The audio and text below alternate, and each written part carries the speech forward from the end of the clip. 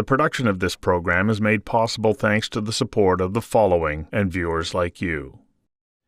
In an odd way, it's as though Prime Minister Mark Carney has borrowed a card from President Donald Trump when he pushed through Bill C-5. He's done it quicker and with greater certainty than that of the U.S. President. In fact, the Prime Minister conceived of the bill on June the 6th, and 20 days later it passed the House and the Senate. That's light years faster than the U.S. President's passing of the big, beautiful bill. Bill C-5 has been framed as a national plan to remove federal barriers to interprovincial trade and improve labor mobility. Radha Curpen of McMillan LLP says Bill 5 also sends a signal that Canada is open for business. It is a bill designed to improve efficiencies in approval processes. The big question is, will it also respect Indigenous rights? I invited Radha Curpen of McMillan LLP to join me for a conversation that matters about the upsides and the concerns about Bill C-5. Radha, welcome. Thank you very much. First of all, let's get your take on Bill C-5. Do you think that this is a good move by the Prime Minister and that it will be beneficial to Canada as a whole? I do. I actually do. I think it's a great first step. There's a lot of barriers to be dismantled. It is a great first step to do so. And yes, he's done it quickly. And it's good because Canada has this reputation of being too slow. Well, we've had a reputation of being closed for business, not just too slow, but just don't even bother. Yes, we did. And I think this bill will go a long way towards showing that we are open for business. What do you think is the most important element? Is it just the intent or getting down into the specifics? I think its implementation is going to be very important. And I have faith that there's the right intentions behind it with the federal government, but also with many other rights holders and stakeholders. You know, at first I was confused, like, why was he doing this? And there was talk of pipelines, and I'm thinking, are we talking another pipeline coming to British Columbia? Because initially I heard Premier Eby saying there's no new pipelines coming into British Columbia. He's since changed his tune on that. But it also appears to me that there is this move to say, no, we're going to build pipelines that go east as well. And there have been significant interprovincial barriers to doing just that in the past. Yes, I had been involved in the one going east in the past.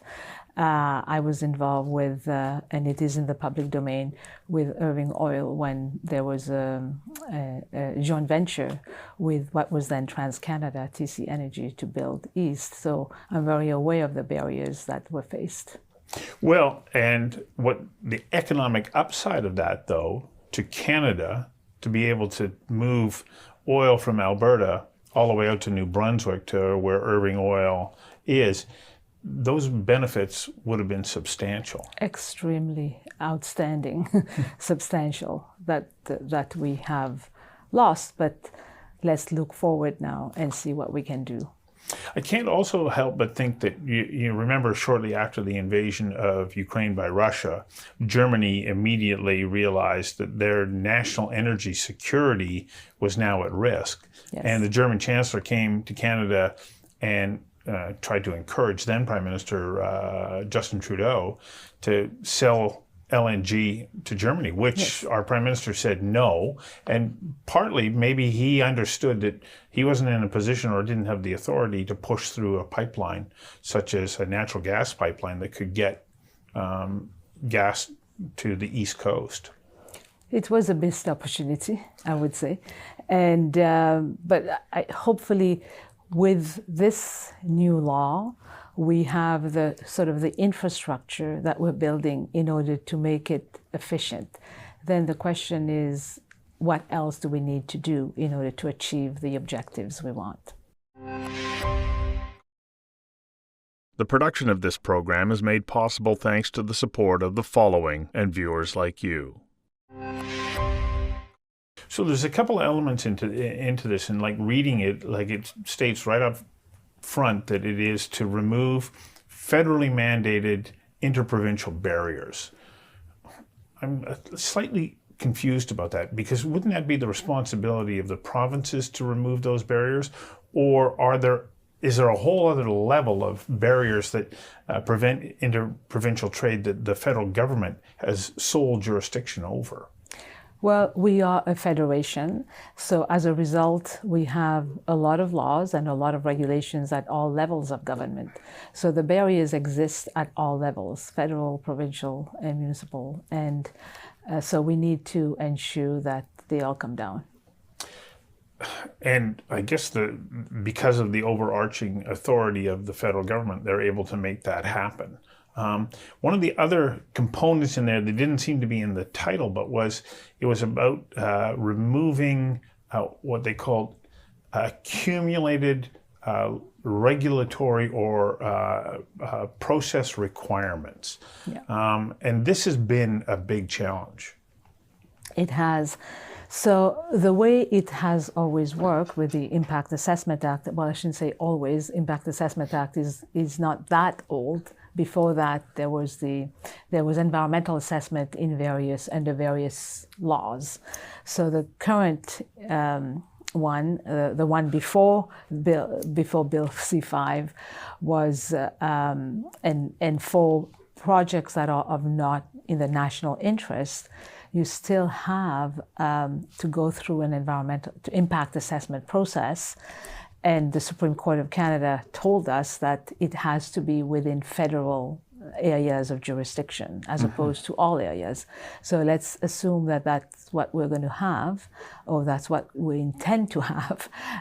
And then, so there's, for all projects that are not in the national interest, there is the Impact Assessment Act. There is as well provincial environmental assessment. And some, depending on the projects, you are also going to have indigenous-led assessment. So there's a lot of various environmental assessment before you can get to a decision. And the problem is, but people are talking about the discretion within Bill C-5. There's already discretion that's been there all the time.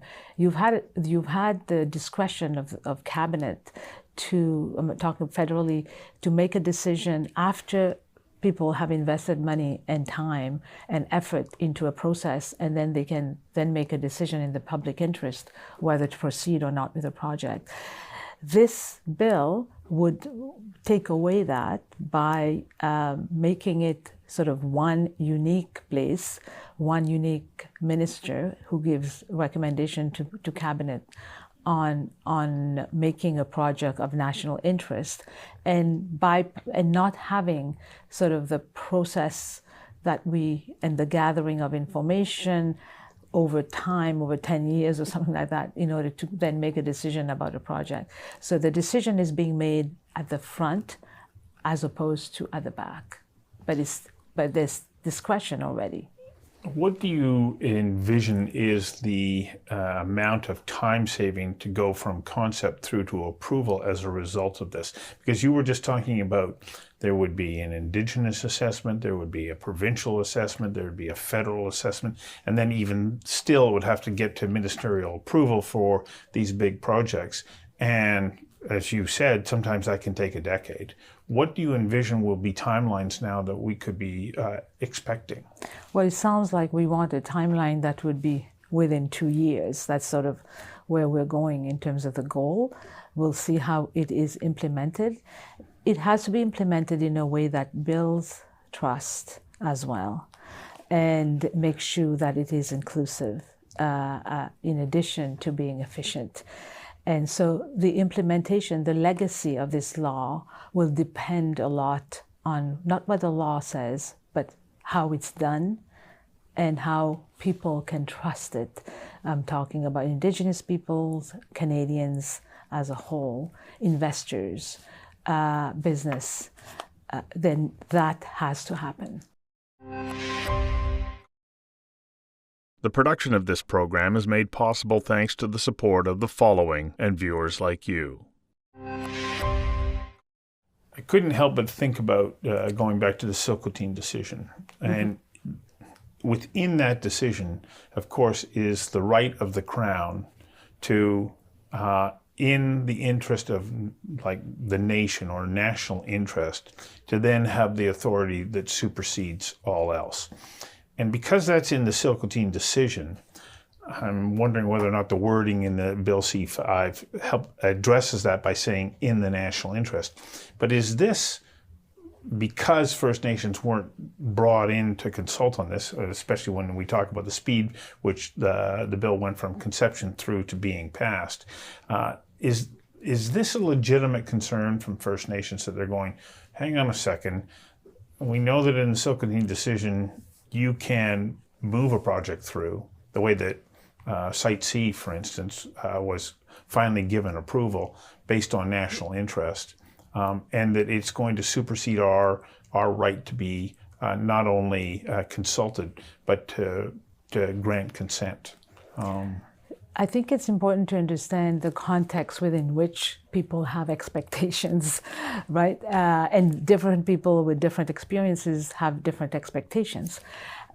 So I would say there are legitimate questions as to what kind of consultation is there going to be, and that is going to be critical. That there is proper consultation, but we've gone beyond consultation accommodation in the way we do things in Canada. There's no question Section 35 of the Constitution Act 1982, the case law under that says that we have to have consultation accommodation.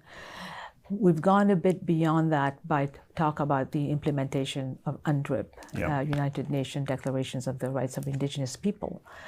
And by talking about let's find a way to govern in cooperation.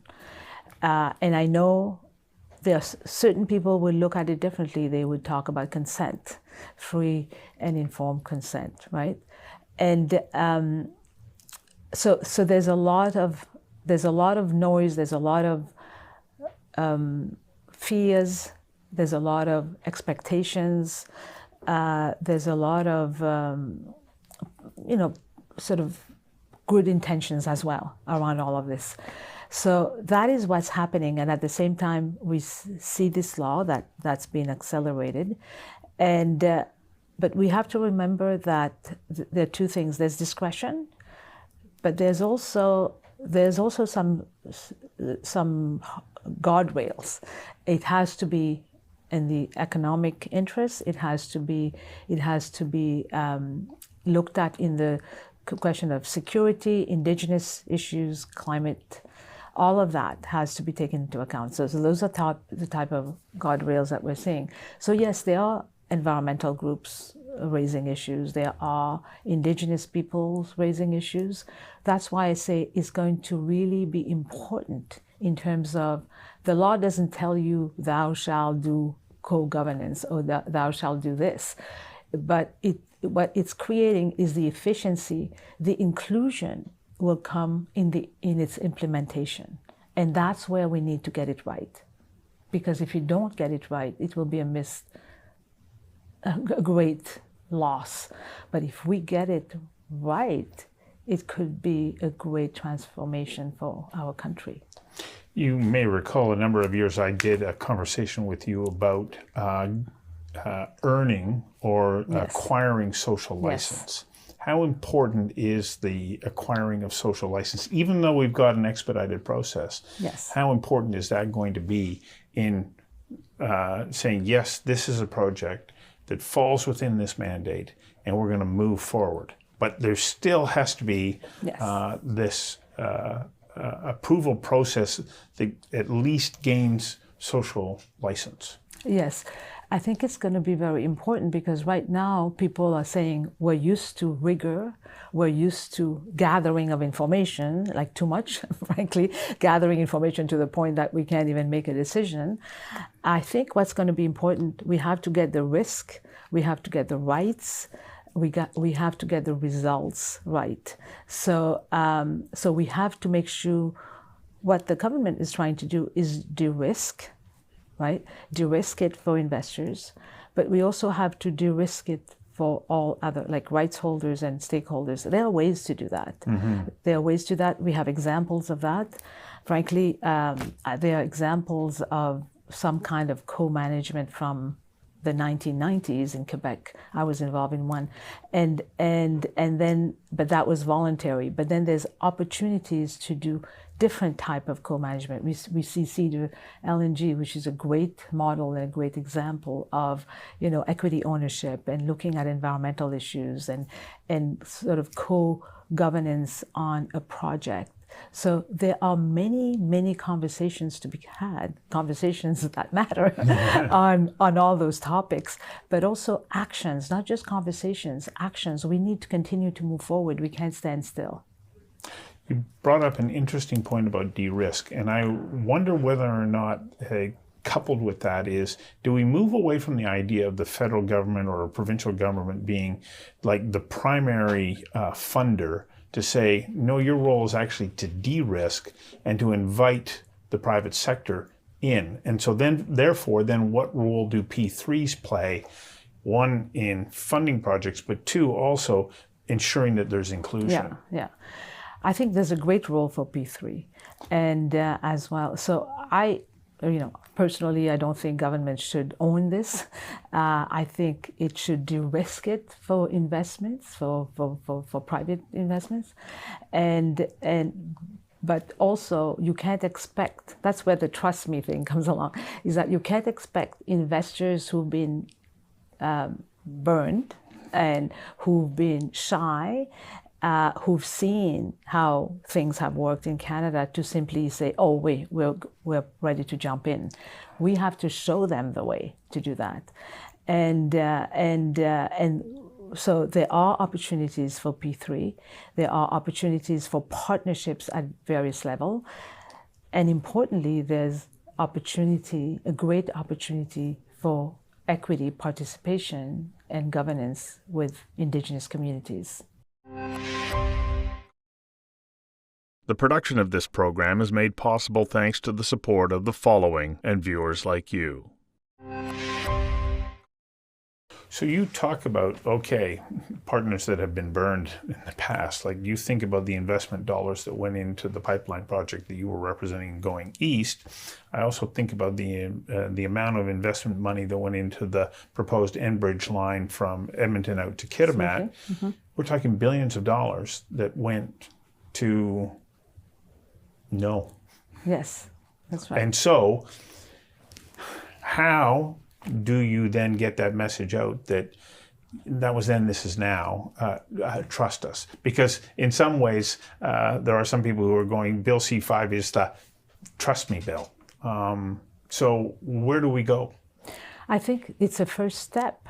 You have the infrastructure, like the law, to make it happen. And it's showing the promise of efficiency. It cannot be at the cost of inclusion. So it has to be done properly. So I think you can do both. One doesn't exclude the other. I think you have to do both. And this is a great first step that then bring people together, communities together, businesses together, and governments, all going in the same direction about trying to make it happen, but knowing that to make it happen, we have to go through certain things. And we cannot just ignore the fact that those things that we have to go through, we have to go through them in order to make it happen together. So, so it is going to be important to have efficiency and inclusion. So we've talked primarily about energy at this point, but I can't help but think about what the potential benefit of this might be in helping us to close our infrastructure deficit, because Absolutely. We have a tremendous deficit in this country. Yeah, absolutely. I mean, we have aspirations as a country. As governments have aspirations at various levels of governments. The people have aspirations. But in order to fulfill them, we need the proper infrastructure, ports, roads, pipelines, electricity, transmission lines. all of that. So all of that require the big picture, and then actually the national interest narrative is important. So which we're having right now, and which is, by the way, caused by this Bill C-5. So it is important, because one of the things that we've seen is a fragmentation. You've seen projects being looked at sort of locally, regionally, and all of that. It has to be looked at more sort of on a national basis as well, because you have to know what the vision is, what you're trying to achieve, and then to look at that with this, and that where you bring in indigenous communities as well as a partner in all this, so that we can build it together. Recently, we had a panel about the energy trilemma, and one of the interesting statistics that came out of it was the number of energy projects that have been proposed, Yes. but never got built. Yes. And as a result, we are on a collision course with days per year of not enough energy. Yeah. Will Bill C-5, like coming back to the issue of P3s, will that actually create an opportunity where those infrastructure projects, especially around energy production, namely electricity, which we definitely need if we want to be moving towards a green economy, will Bill C-5 play an important role in helping us to be able to fill that gap? Well, it should, and absolutely, that's what I believe in. That it will do that. It not in itself, in and by itself. It has to be implemented properly. There has to be the right intentions. There have to be the right other dismantling of other barriers. I also believe that we need to look at our regulatory framework, not just for projects in the national interest. There has to be proper regulatory framework for other projects as well, to allow them to happen, to support what is happening, what we're trying to do. But let's walk, let's do it in various steps, and let's boldly do it. Well, coming back to my opening bit about Donald Trump, he's actually given us a wake-up call, because if we don't do this and we rely solely on what has been our trading patterns for the last 70 plus years, we're in trouble. Yeah, no, I agree. It's important to diversification of our trade partners, diversification. When we talk about energy, we need to do everything. Diversification, it's not transition. Well, how it rolls out will matter significantly. Yes. Let's hope that it's done responsibly. Yes. Thanks for coming and giving us a bit of an insight into what Bill C-5 can do for this country. Thank you, and as always, it's such a pleasure to answer your questions. Thank you. Thank you, Stuart.